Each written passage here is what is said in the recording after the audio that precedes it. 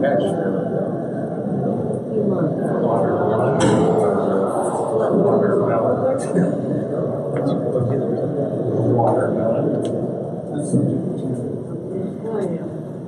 Watermelon.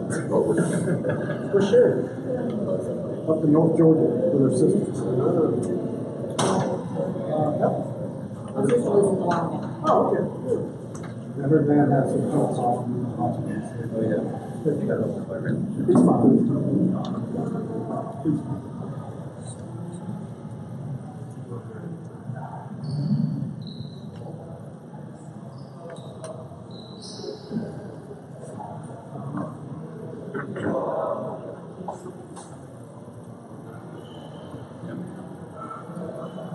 Welcome everybody. We're going to go ahead and get started. And the panelist who's running late can just kind of filter in as we go. I want to thank you for coming here tonight. This is, I think, the first time we've ever tried something like this, a discussion with some of our local craft brewers, so that they can, in like a public setting like this, can talk to the public about the things they're working on, how they got involved in the industry, and what they see, how it's evolving in Jacksonville. So this is Mark Wisdom, the Jax Beer Guy, who's going to be serving as our moderator, asking questions for tonight. So I think there'll probably be time towards the end if any of you have some questions for our panelists. Thank you. Well, good evening, everybody. This is, as he said, the first time we've done something like this, and I'm really excited about it.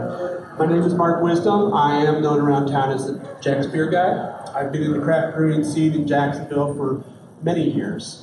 I write a weekly column for Folio Weekly magazine called Pint Sized, and I have had a blog for, gosh, almost 10 years called at jaxbeerguy.com. 2 weeks ago, at the Great American Beer Festival in Denver, Colorado, I had an opportunity to speak to a number of different brewers from all across the country. All were, as expected, very excited to be there, but they were even more excited about what's going on in the beer industry right now, the craft beer industry in particular.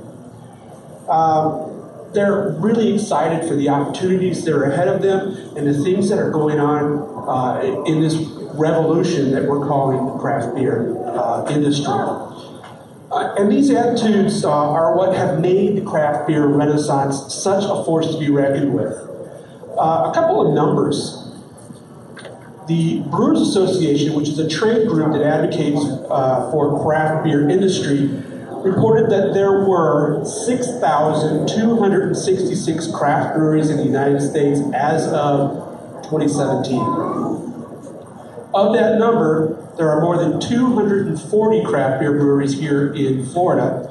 And here in Jacksonville, where just 10 years ago we had 0, and then 1 popped up, we have almost 30 craft beer breweries in the First Coast area from St. Augustine to Fernandina Beach.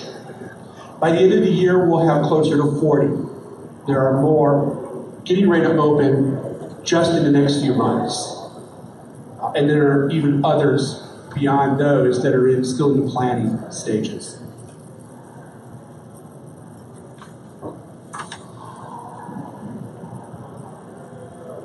In case you think opening a brewery is an easy endeavor, let me assure you, all of our breweries here in Jacksonville had to fight an uphill battle just to open.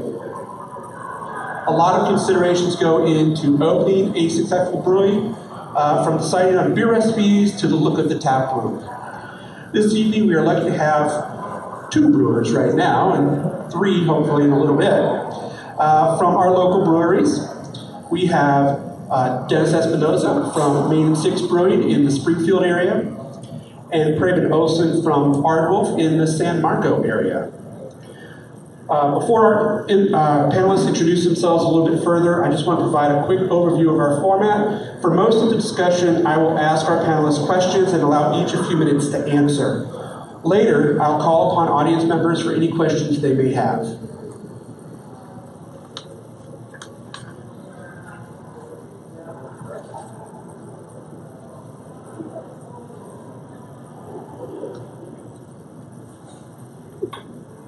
All right, let's jump right in then. So my first question for the panel.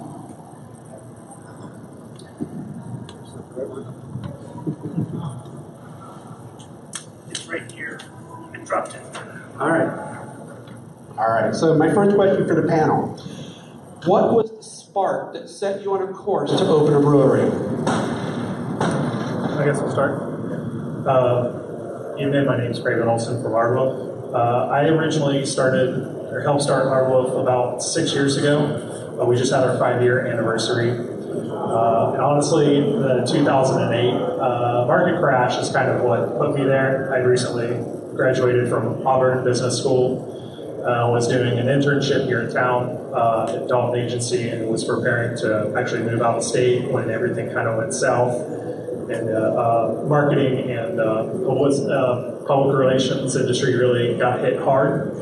And I got into craft beer right around that same time and started homebrewing with my now business partner, Michael Payne, and working at Grassroots National Market, where I helped them build a craft beer store. And then I started working with different distributors like Northford Sales and Champion Brands, who we're now signed with, for special events and kind of working around the city, just knowing people. And I was kind of this happy circumstance of being in the wrong place at the right time.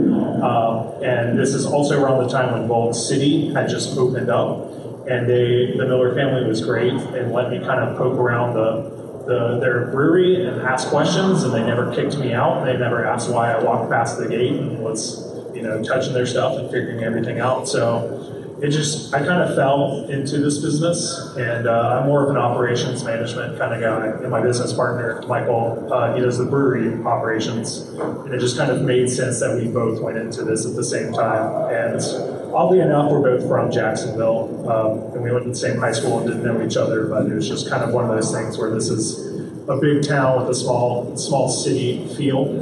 And I guess it was just kind of serendipitous and meant to be.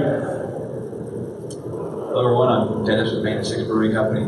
My story is similar to a little bit to Raven's, where about five and a half years ago, I was in grad school and I was in a program I was not happy with. And I ended up dropping out of that program, and I didn't know what I was going to do with my life at that point in time. I was late 20s, and I saw a friend homebrewing on Facebook, and I thought, man, I want to homebrew. I like craft beer, and I've been going to Aardwolf and they just opened, but Intuition a lot, Old City, and anyways, started buying brewing equipment, started learning to homebrew, and sort of became addicted to it. And after about a year of it, I bought some more and better equipment, stainless steel, things where I can do temperature control, just things that you need to do to make better beer, and it sort of spiraled from there. After another 6 months, I decided that this is something I want to do for a living.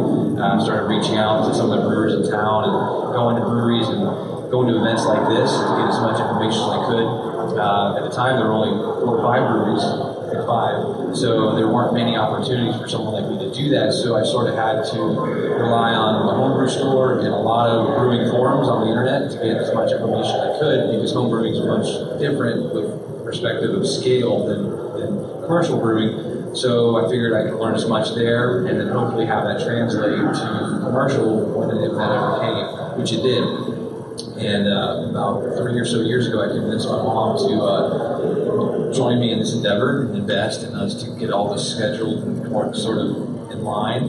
And about 2 years ago, we found a building, and from there we've gotten open, and we're almost to our 1-year anniversary next month. So it's been an interesting 5 or so years since all this started. It's not something I originally planned on. Again, it was all abstract, but it happened the way it happened. I'm kind of amazed at where I've gotten in the last 5 years, where I was in grad school. So. All right, as I alluded to in my opening, opening a craft beer brewery is not an easy endeavor. What difficulties did you face while working towards opening your brewery? Everything. I think they need a beer first. I think a lot of our troubles, traumas, however you want to phrase that, started with after we found our building. Our neighborhood that we're in, Springfield, is a historic neighborhood, and we needed to rezone the building. and we also needed to make it a functional brewery. Both those things tied together, so that required us to go through the planning department and rezoning. So we got hit pretty hard with some of the local churches and others in that area that did not want us to open. So we had to end up going through 2 LUZ rezoning hearings, and then we had to go through city council on 2 of those, and then once that was done, then we had to go through the permit process, which involved another part of the city, which is really hard to work with. I say that nicely.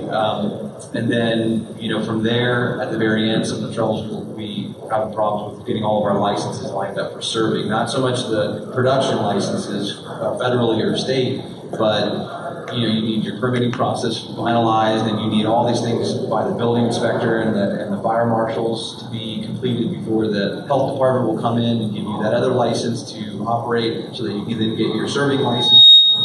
So it was a lot like that. So that was a weekly problem sound I was having in my head sometimes. So yeah, ours a lot had to do with the city and operating and opening.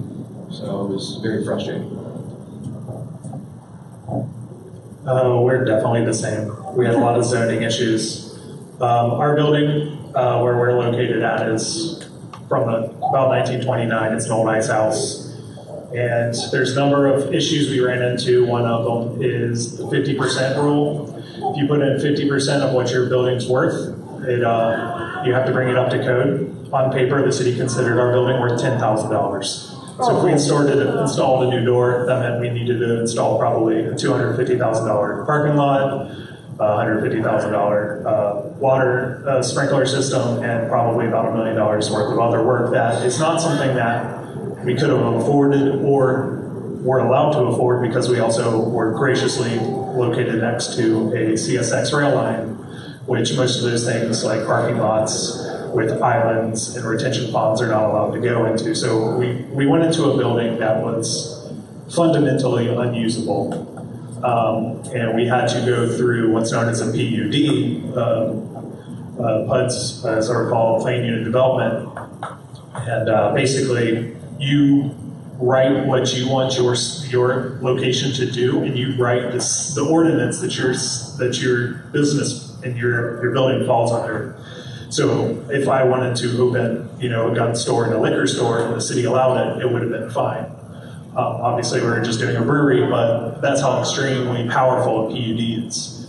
And we were one of the few exceptions, I think, at the time. They said that Aardwolf Brewing Company, the Landing, and the Town Center were the 3 most difficult zoned operations in the city, because it's something that's not utilized to that degree. And the city at the time, and still, does not know how to classify breweries. They do not have ordinances for breweries. They do not know how to look at us. The same goes with JDA. The same goes with like TICO or whatever gas you go through. So it's a lot of paperwork. It's a lot of time spent at City Hall, and it's a lot of time just kind of pushing your case. We were very fortunate. Our neighborhood loved us. City Councilwoman Lori Boyer was in our corner, and she was helping pushing us through a lot of the legal matters as much as she could. So we were very fortunate, because I remember sitting in on some of Dennis's zoning issues, because he didn't quite have that sort of support that we did. And so it's kind of interesting. Every brewery goes through a whole different kind of issue.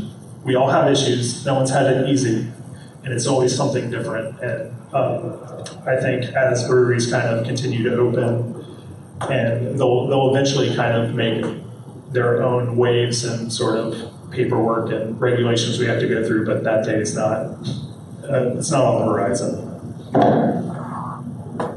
I remember some of those zoning issues. I was at a lot of those meetings myself. Yeah. And it's just amazing how difficult it was, particularly in like Springfield, because Springfield has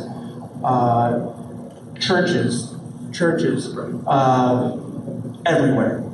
Some of them are in residences, some of them are in storefronts, and some of them are actual churches. And zoning law says you cannot have alcohol served within how many feet? 1,500 feet. You drop a pin anywhere in Springfield, and there's a church within 1,500 feet. of one type or another. So yeah, I understand where you're coming through, and the zoning was extremely difficult. I remember Hyperion got turned down once, I believe, and then they had to come back. So we can see something. Okay. All right. Our last one's here. I had it in my calendar at 7, so here I was. I'm early. But I'm late. All right, everybody. How's it going, man? For those who don't know, this is What's up, brother? Luciano Scremin from Engine 15, The guy that's always late. the guy that's always late. And he's an airline pilot. And he's so what and does he's a that say? pilot. This is why you can never get an on-time flight. That's right. This is him. This right here. Luch, I'm going to go ahead and hit you with a couple of the questions that we've already done. We've only gone through 2 questions so far, so Okay, good. you're not too late. All right, so the first one was, what was the spark that set you on a course to open a brewery? Geez, let's see. There were so many. I think one of the things, living in Jax Beach, and I've been in Jacksonville since 1988. Brewed my first batch of home brew in about 1989. And it was the worst beer I've ever tasted, but it sort of proved to me that it could be done, and kind of on and off, played with it, and then eventually, when I became an airline pilot, I got to fly all over the world, kind of all over the U.S. too, and see, what beer really is beyond just, the basic styles that were available in the 80s. And we had a few craft beers, but not too many. And so that was inspiring. And then I got married, and my wife moved down to Jacksonville, and we were living in Jax Beach, and there just really wasn't a lot of craft beer. It's kind of a wasteland. I think in Jacksonville, kind of in general, there was a few pockets, that had some really good sort of craft beer going on, but not much. And Jax Beach was basically European Street with, 15, 20 taps with kind of the same stuff all the time. And I met my business partner, Sean, there, and we started homebrewing together. And, kind of the idea was, man, we could really be part of something that's just getting going here. So I think that was kind of the inspiration is to feel like, we could be part of growing something that we really cared about. So that's kind of, if I had to pick one thing, that probably would have been it. And Engine 15 was one of the very first. You are, what, you're the second or the third, something like that? Yeah, I don't know. I don't second or keep track. third. There's After Bold City, second or third. certainly after. now it's kind of hard to keep track too. It's, as we were saying earlier, it's getting kind of ridiculous how many there are out there. I'm not. I hope there's a few more. Me too. I'm not complaining at all. All right. And the other question that they had just finished answering was, what difficulties did you face while working towards opening your brewery? Let's see. Yeah, let's find one. I was facing a difficulty just earlier today. Our tap room downtown has been closed down since March. Of course, I've had other priorities rather than trying to get that reopened. But I would say, getting certain bureaucracy to kind of understand what you're trying to do, and then also understanding how you work into that bureaucracy. And I say that, and it sounds bad, but bureaucracy being, city government, regulation, zoning, et cetera, all those things kind of work together as to what we think of bureaucracy is to making things difficult. It's not necessarily there to make things difficult for you, but it's there to serve a purpose. And I think the biggest challenge is understanding, what the purpose of that is and how you fit into that, and how you can maybe help to change some of those things. When we first opened in Jax Beach, there was only one zoning area that would allow a brewery, and that was either side of Beach Boulevard, and then about a 1 block in on either side down A1A, and then the Central Business District, what they call the CBD, where kind of all the bars are down there. The real estate was unavailable, and if there was any, it was ridiculous, so that was a non-option. So we went there and, to the city, and they were like, no, you can only go in here. And that was a challenge because there's not a lot of real estate. And so we ended up in a strip mall there where we are. But then, the zoning folks realized that a brewery is not necessarily what Anheuser-Busch is on the north side. It's not just some gigantic plant with 18-wheelers coming and going 24 hours a day, spewing, who knows what into the atmosphere. Not that any of them really are that way, but that's kind of the way it's viewed. And that's the way the zoning was written. And then along came Green Room, and they were like, oh yeah, well, yeah, breweries aren't so bad. Yeah, you can go ahead and go where, and so they ended up where they are, which is a completely different zoning area. And they gave them the zoning exception, which they told us they never would. So, that's one of those challenges of kind of being early on. You're trend setting a little, you're kind of blazing the trail, and hopefully the folks behind you that come along afterwards have a little easier time. So that I think that zoning is a big one, and land use is a big one. I think we've all had our challenges with that. So, all three of you have rather unique tap rooms. Luch, your downtown one is very unique. I know it's closed right now. A week or two, maybe. Cool. Yeah, we're almost there. Awesome. Right in time for the cool off period. Okay. So, kind of talk about what went into the thought process for putting together your tap room, for the look and feel that you have in your tap room. Vote for me? Yeah. Okay, well, the one at the beach was we were working with what we had. Again, as I said, there wasn't a whole lot of choice there of where we were going to go. And, but, as I said, I traveled a lot, and I really liked the sort of, bar sort of old tavern sort of feel for it. And so I like a lot of wood, and I like concrete, and, things like kind of organic substances like that. And it's kind of a challenge when it's a sheetrock, cube in a strip mall. So you gotta think out of the box a little bit. That was a motivation kind of on that one. And then downtown, I looked and looked and looked for this building, and finally came across the property that we're in for a lot of reasons. Ended up there, and then walked into the space, between those two buildings, and up on the top of one building said, agents for Chattanooga beer and Schlitz beer, written in, 1912 up on the wall. And I was like, oh yeah, there has to be, this is the spot, that's a sign. And kind of inspired by the beer gardens of Germany and, Europe kind of in general, and that culture of where there's always like a playground in the beer gardens, and every beer garden I've ever been to. And it's a family event, like families can be there, anybody can be there. And there's kind of a space for everyone. So that was kind of the motivator there.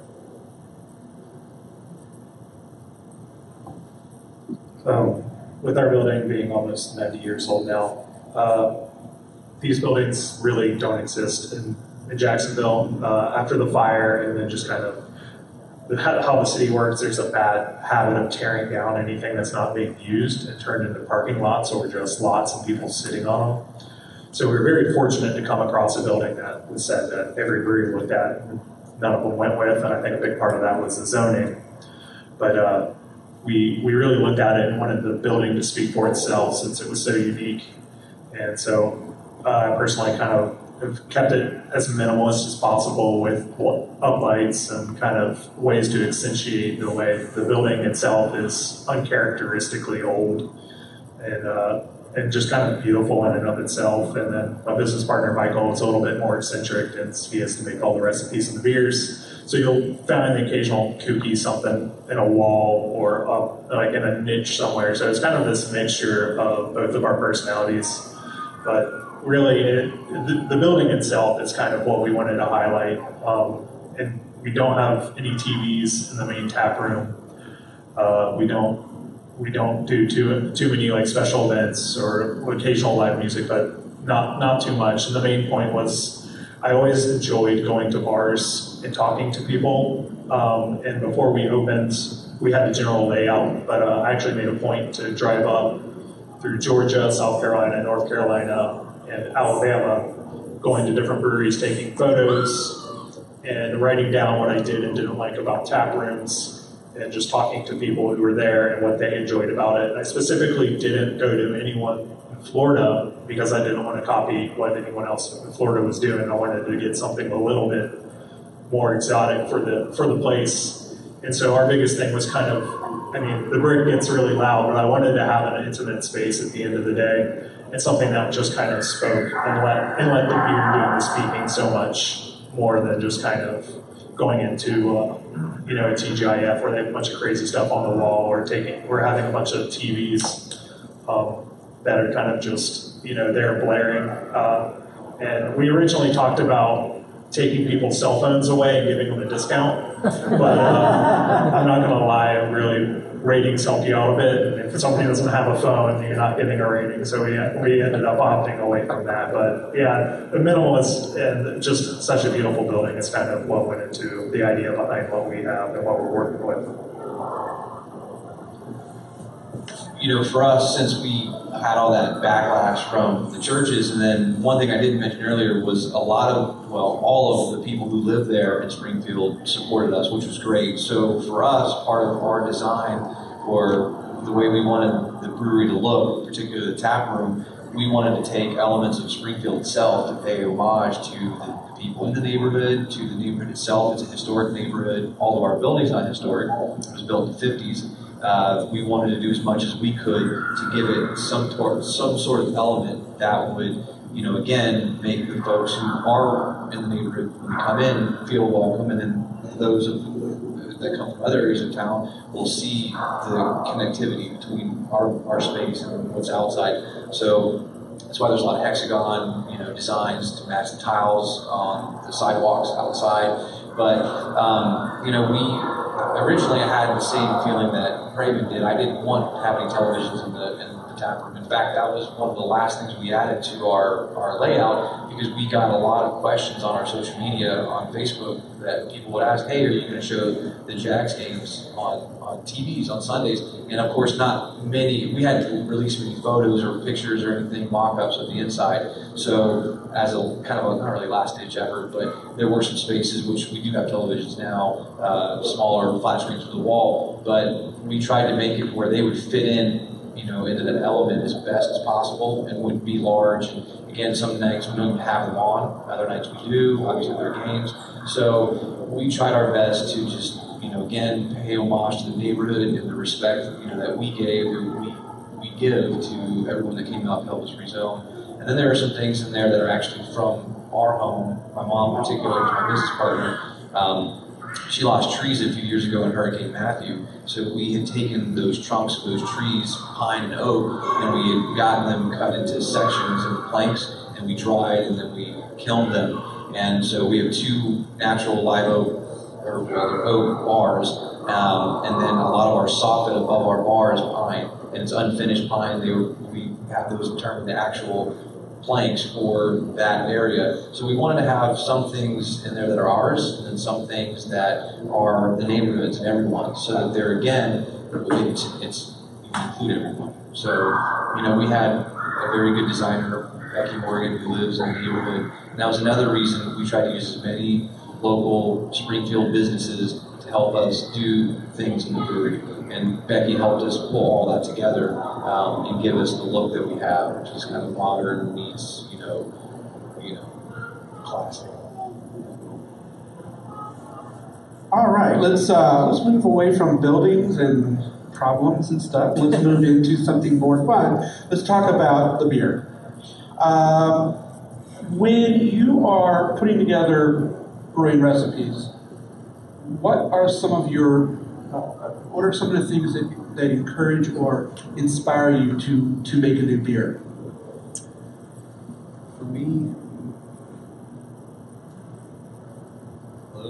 For me, it's it would be trying other breweries' beers. So going somewhere in town like Aardwolf or Engine 15 and seeing what they're doing and what works and what I like, and then to myself think, okay, can I do that? Can I do something of my own, a version of that? So that was for me. I always go back to my recipes I've done that I know are good, and I see what I can do to make them better. And if I haven't done something, then I go to a brewery that has, and I see what they've done, and I think to myself, what can I do? What can I do to get where I am? And then I ask questions of other brewers, what their thoughts are. There was a little of that going on before we started this evening. Indeed. Both Michael and myself are big fans of classic European styles. So we usually keep a couple on there, and those are kind of not not under this category since they're old world classics. But we do try to keep anything that's going through hazy IPAs or, milkshake beers and fruited sours or whatever. We are always trying something new and going out of our comfort zone. And a big part of that is communication with other breweries who are doing it and going around and trying other people's beers. And everyone seems pretty open about talking about what has and hasn't worked. We have a very great opportunity in this business to go around the state and the country, work festivals, and talk to people who are outside of your general reach, and kind of talk to them about what other people are doing in their areas. And it's pretty interesting that something that would be considered a competition is typically very open about talking about what they did and how their recipe worked and why it didn't. So it's a lot of conversations. It's a lot of just kind of trial and error. We have a 5 or a 10-gallon homebrew system that we occasionally try the crazier things on, and then we usually go for about a 10 or 15 barrel batch afterwards. But it's just kind of a lot of, hey, this sounds like a good idea. Can we make it work on paper? And if it works on paper, maybe scaling it up from a homebrew batch.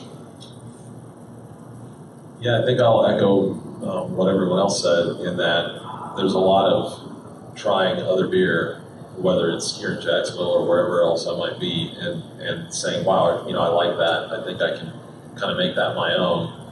And even just put a little more recently, I'm doing a lot more European flying, so I'm kind of tasting stuff that the Europeans are borrowing from us. It's kind of cool to see. I was in Barcelona last week, and I had an IPA brewed by a Spanish brewery right there in Barcelona. I shouldn't say Spanish, a Castilian brewery, and they don't like each other, the Catalonians and the Spaniards, but I learned that the hard way. And it was really interesting to see, after we spent all this time sort of emulating these classic styles and admiring, what that has done over so many years, and then to see European breweries, brewing IPAs and going, okay, that's an interesting take on an IPA. It's completely different from what we're used to. They're not into the milkshake or the New England IPAs or stuff like that. They're just kind of getting into the IPA thing altogether.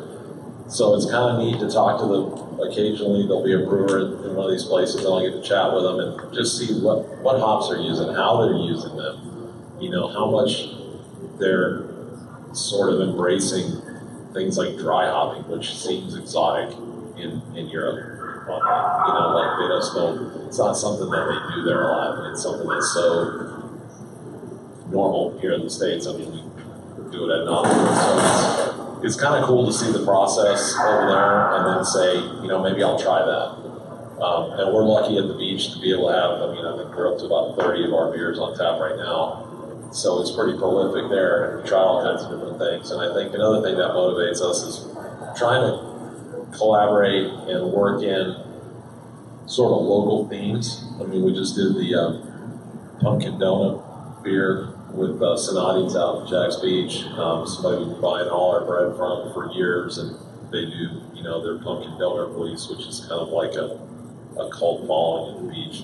People that live in town are like, what are you talking about? Which I've never heard of it, but it's true. It's weird. But anyway, that was kind of cool, trying to capture that flavor in a beer without it being, like a sugary mess with muddled flavors, and that's kind of interesting too. So I think those kind of things are what motivate me. I know at least one person in the room that would be interested in tasting the pumpkin donut beer. Yeah, it's delicious. I can't drink much of it because it has lactose in it, so lactose and I don't play, but if that doesn't bother you, it's pretty good. So when you're talking to other people about beer, obviously beer is for some people it's very polarizing. For other people it is very personal choices on what they like, what they don't like. How do you approach somebody who really doesn't have a whole lot of knowledge of craft beer, who may be a mass-produced beer drinker? How do you encourage them? Where do you steer them to bring them into the craft beer world?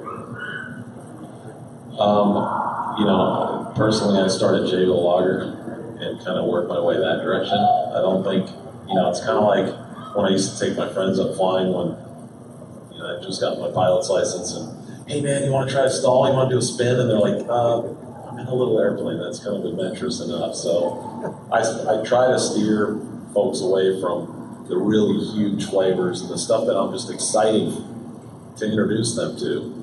I want them to taste these amazing flavors and these awesome beers that all these brewers are doing, but I know that if I do that, it's just going to be, it might be a turnoff. So I try to stick closer to kind of where their comfort zone is and then push it out from there in the direction that maybe I get some feedback that they like,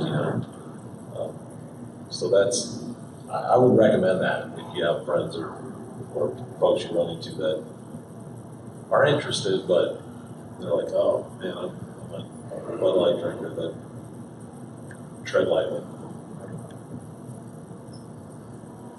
Yeah, it's definitely can be very overwhelming. I personally ask a couple questions. If you're a wine drinker, I'll push you towards sours. If you're a cider person, I may push you towards something super fruity. And if you're maybe like a dark liquor person, I will push you towards a stout.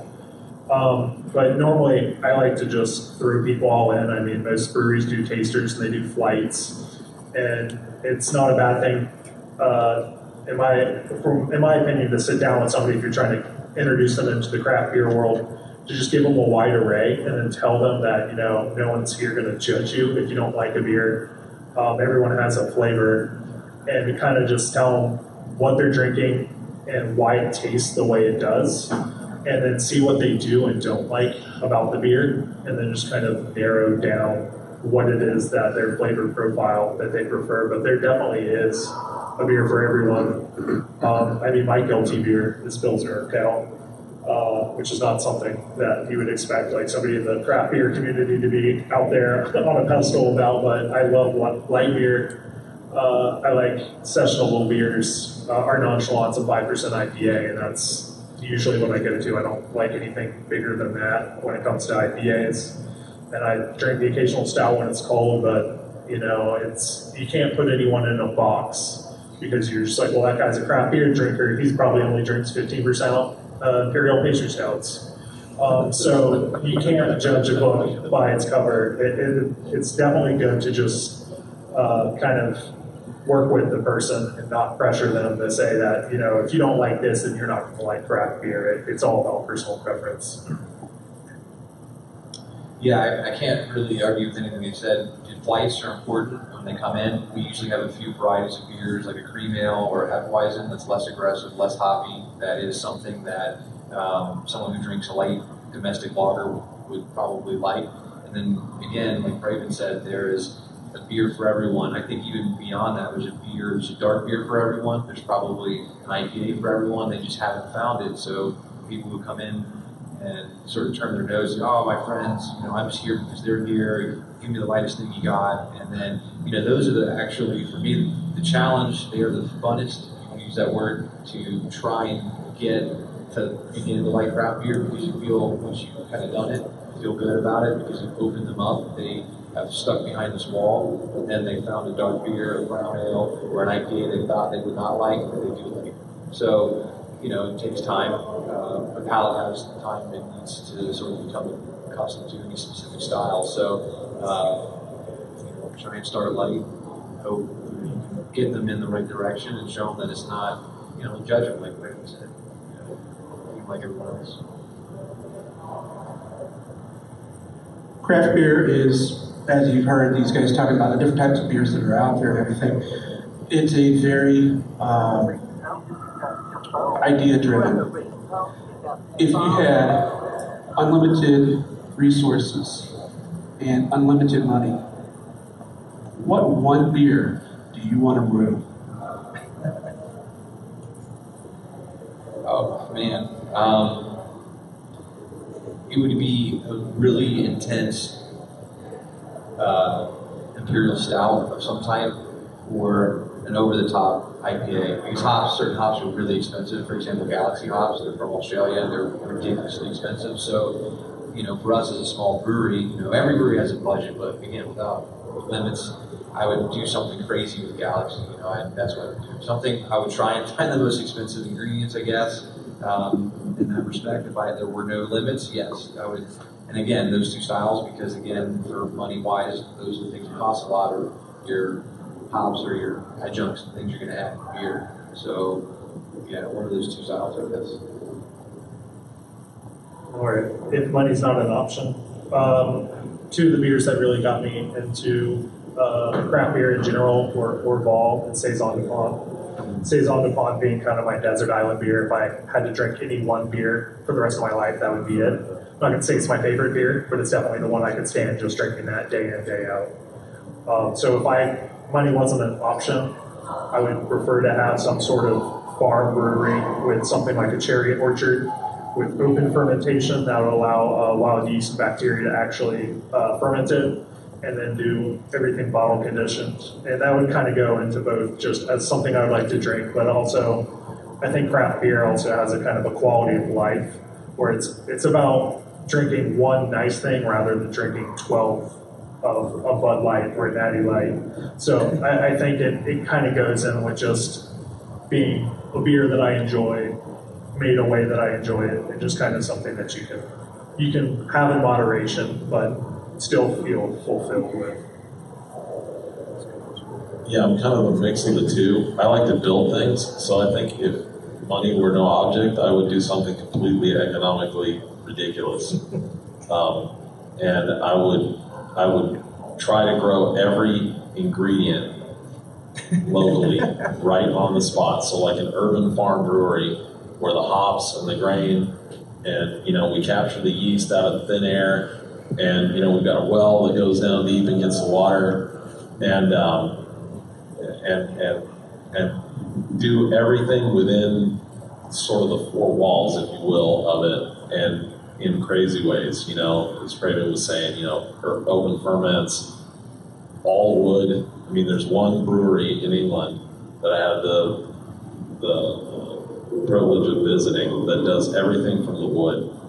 They, after what they call the copper, meaning the boil vessel, they call it the copper there. Their mash tun is wood. The copper is the only metal vessel in the whole brewery. Their fermenters are wood. All of their serving vessels are wood. They send all their beer to their pubs in wood. I'm like, that's awesome, because my preferred building medium is wood. I just like that. And so I think I would do something completely crazy like that, and it wouldn't matter if it ever made a dime. It would just be so much fun to do that, and to create beers in that way and figure out how to make that work. I think that's probably the origin of beer was done that way. It was all the ingredients were right around where they got them from, and they couldn't have been far. I mean, they were walking everywhere. So kind of go back to the origin. That would be what I would do, and I think about that a lot actually. So when are you guys making these beers? Exactly. I'll be in line.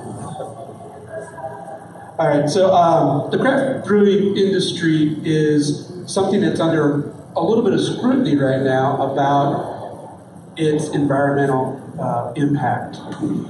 What steps are you taking in your breweries to try and reduce your footprint, whether it be a carbon footprint or waste or whatever? What are you doing to try and be just a little more eco-friendly?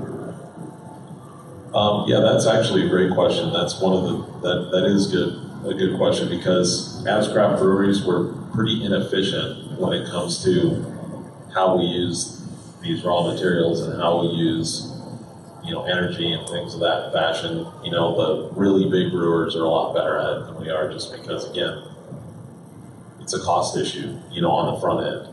So when you start up, you're not thinking about water conservation, you're not thinking about energy conservation. The numbers don't work there because, from a straight number standpoint, it's just cheaper to just use it.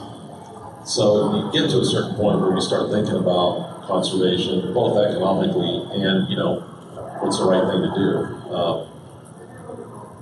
we used to use, single-use kegs, for example, and you can kind of slice that, so to speak, 100 different ways and go, well, what is the energy cost of cleaning a keg versus having a recyclable keg? We used to use recyclable kegs, but only part of that's recyclable. Things like we started to go into bottles, and we were going to use PackTech bottle carriers rather than six-pack carriers because they were a little cheaper. One of the factors in there was we figured out none of that, it's not recyclable. Okay? That particular plastic is not something that recycles, but paper recycles everywhere, and so does glass.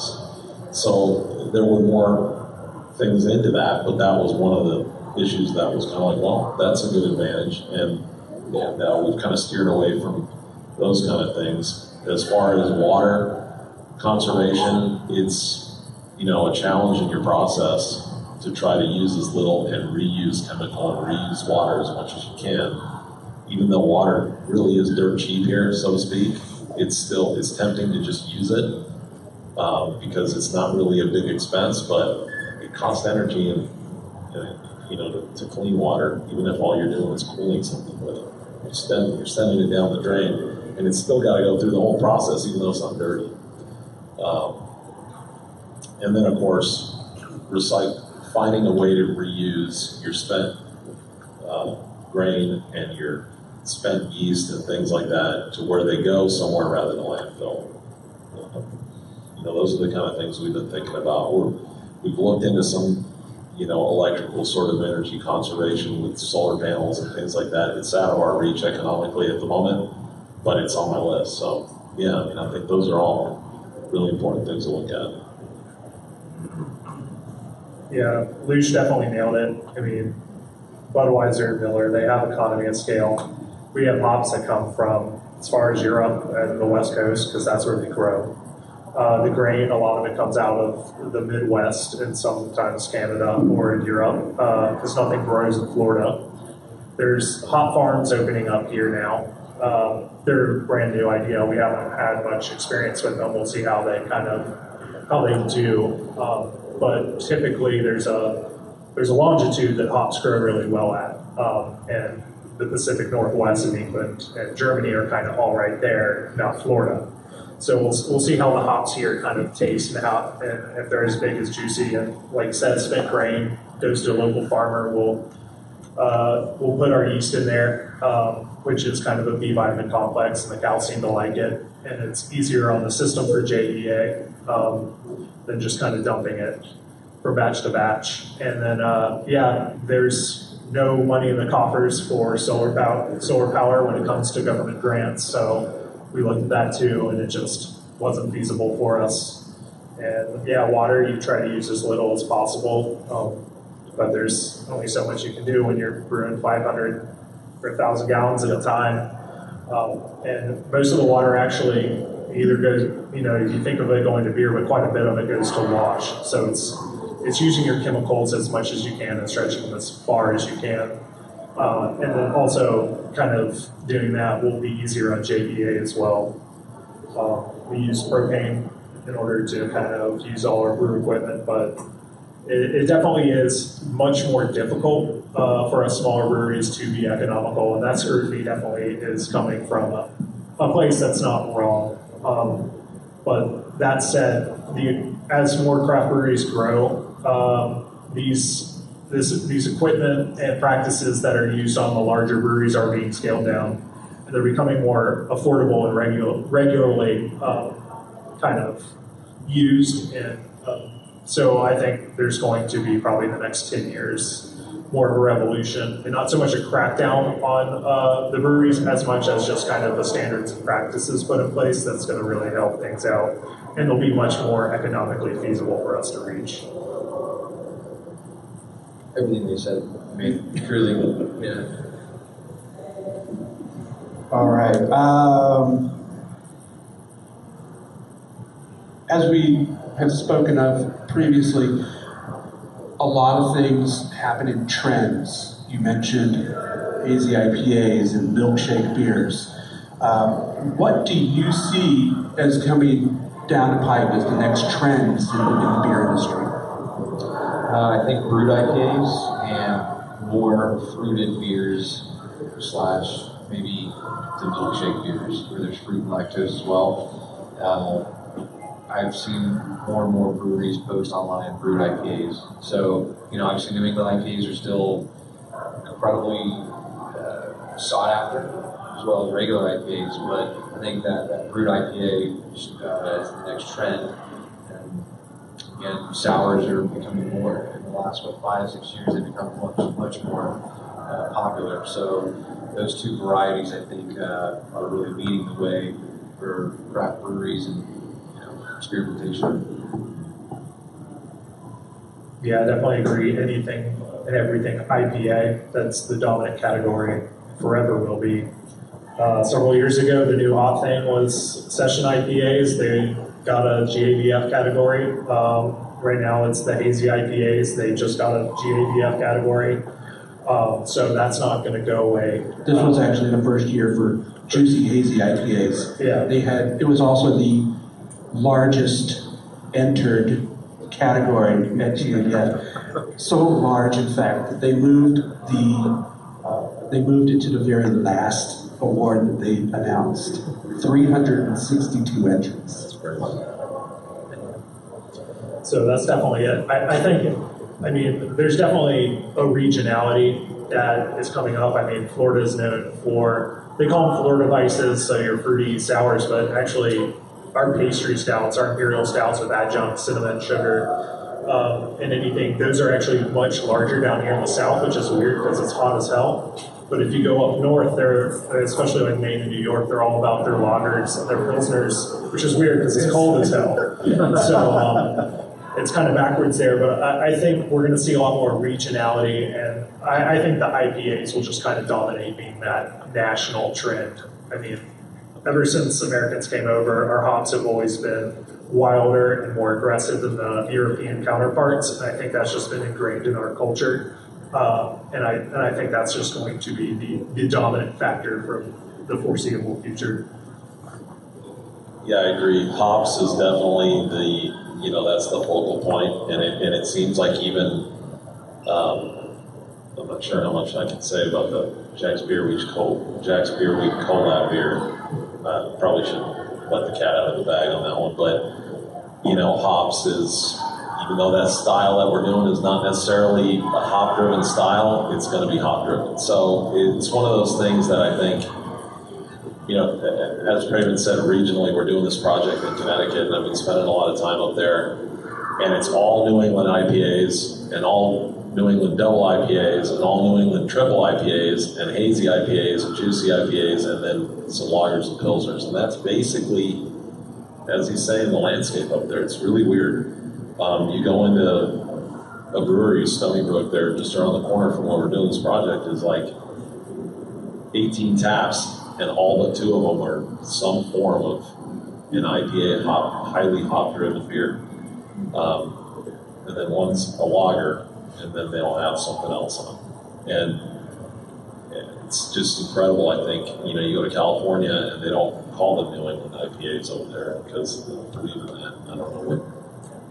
I'm a Southern Californian, so I don't really know what they're thinking out there, but they refuse to call it a New England IPA, so it's a hazy IPA up there.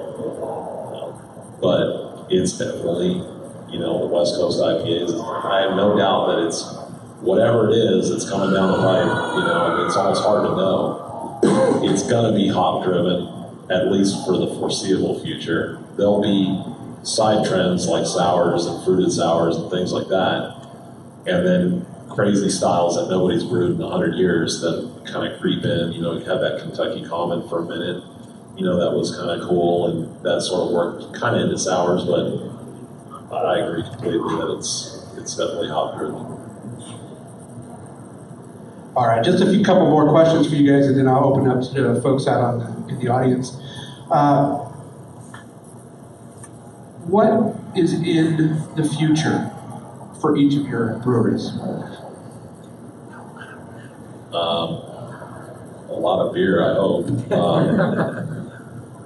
Getting this tap room up and running again, and then continuing to do that. It's not really the final iteration of our tap room. It's sort of like just getting the doors open again.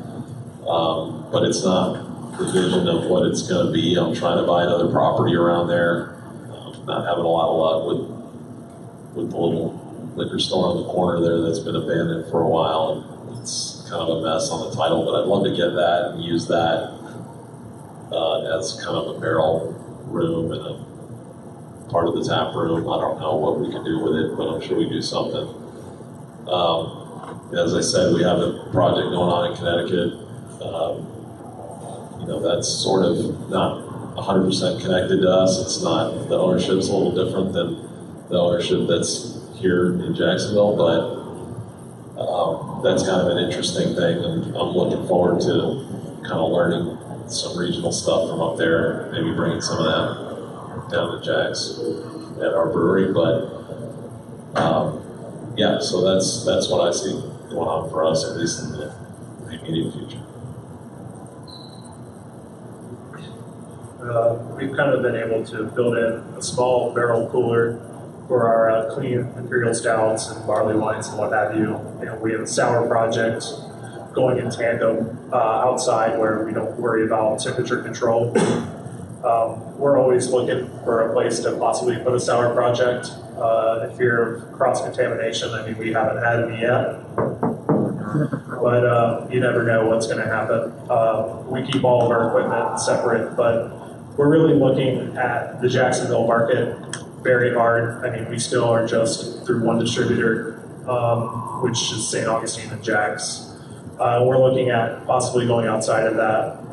Eventually it's been 5 years now, but our main focus has always been Jacksonville and being Jacksonville sustainable. So we've started recently doing more events outside of not only Jacksonville, but outside of the state. In order just to travel, learn a little bit more, and become a little bit more experimental, and kind of learn what other people are doing. So a big part of our operation was never to take over the world, but basically be a sustainable neighborhood brewery that was able to kind of just play around and bring in different experiences and have a conversation about what we find and what we're brewing. And so we've kind of put in a lot of focus and I guess resources into more travel and kind of branching out there to get more exposure out of the greater craft beer scene. For us, we're actually getting 2 fermenters on Friday. So our brew space we have isn't very large, so those 2 fermenters will pretty much cap us in brewing and fermenting cellaring space within that building. But we do have an empty building directly next door that needs a lot of work, needs a lot of TLC. So that building will be a slow project for us, and we're considering the food option in that building, and then also maybe even a rooftop bar area on the front of the building that overlooks Main Street, both directions, north and south. So that is sort of our mid-term to long-term goals to get that building up. And within that, in the rear of the building, we want to have an area that's going to be climate controlled, rather cool, so we can have a barrel aging room with a glass window, I hope, so that folks who are on that side can see the barrels. And then from there, we can consider, because right now that's the one thing we can't do is we don't have any room in our area anywhere to do barrel aging. So I just don't, we don't have that option yet. But that's our goal: get those 2 fermenters in, expand brewing capacity on the short term, and then mid to long term, get that building next door operational, slowly but surely. Awesome. All right, last question. In the craft beer world, there are some beers that galvanize people, that put people on one side or the other. A few years, probably 8 or 9 years ago, somebody came up with something called a pumpkin beer. So, pumpkin beer, yes or no?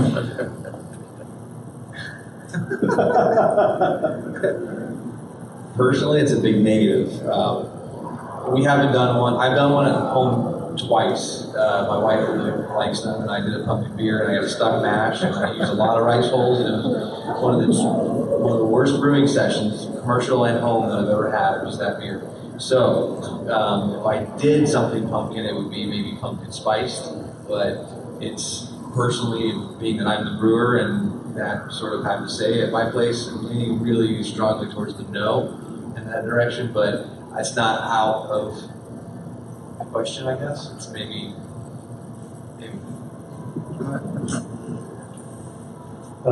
It's a no. It's been about 2 years since we did our gourd. So we had one, and it was extremely popular. The problem is it's extremely seasonal. So breweries like Southern Tier have completely ruined the market by sending their beer out in July.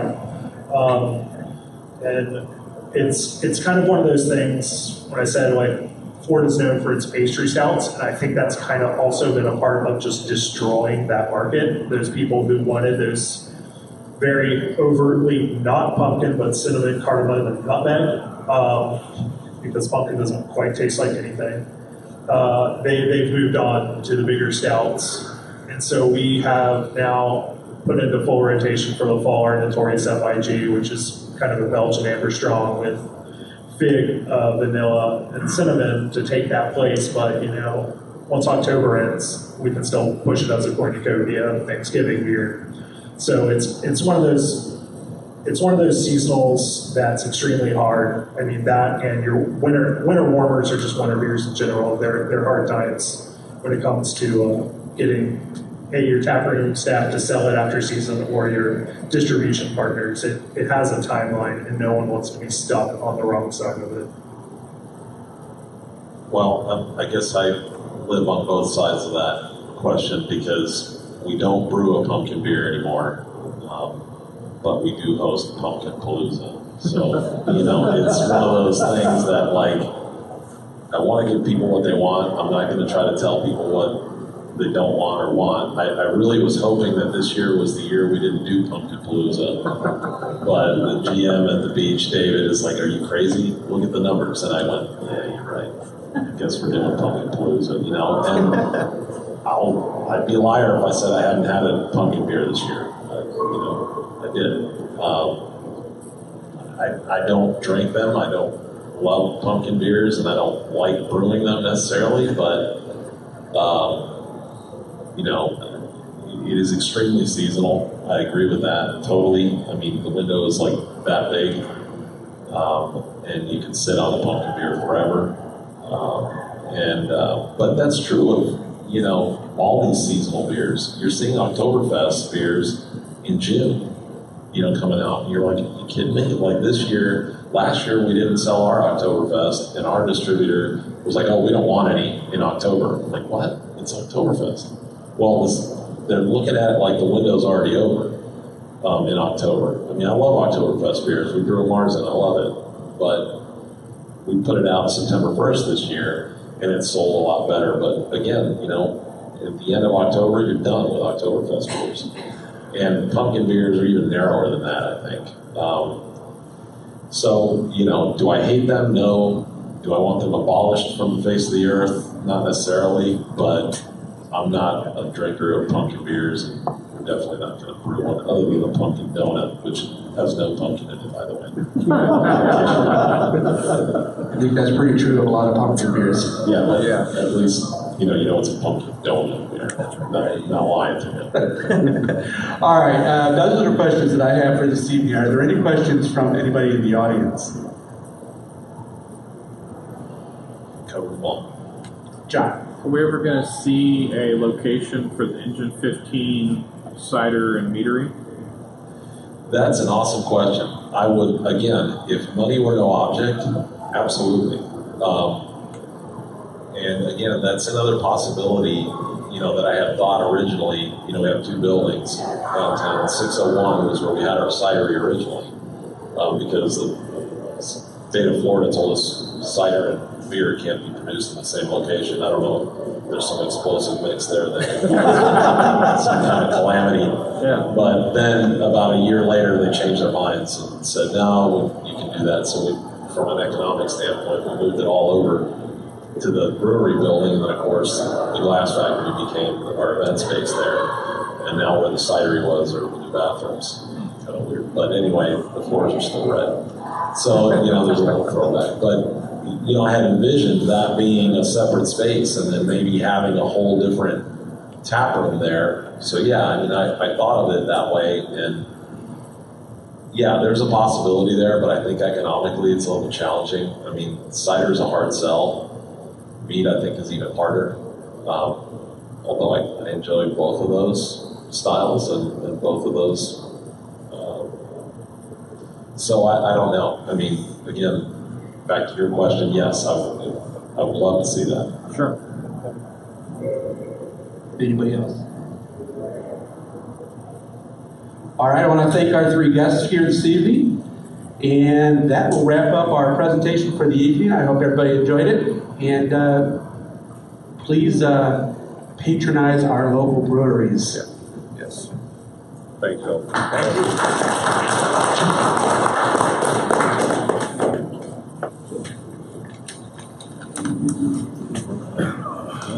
Close out.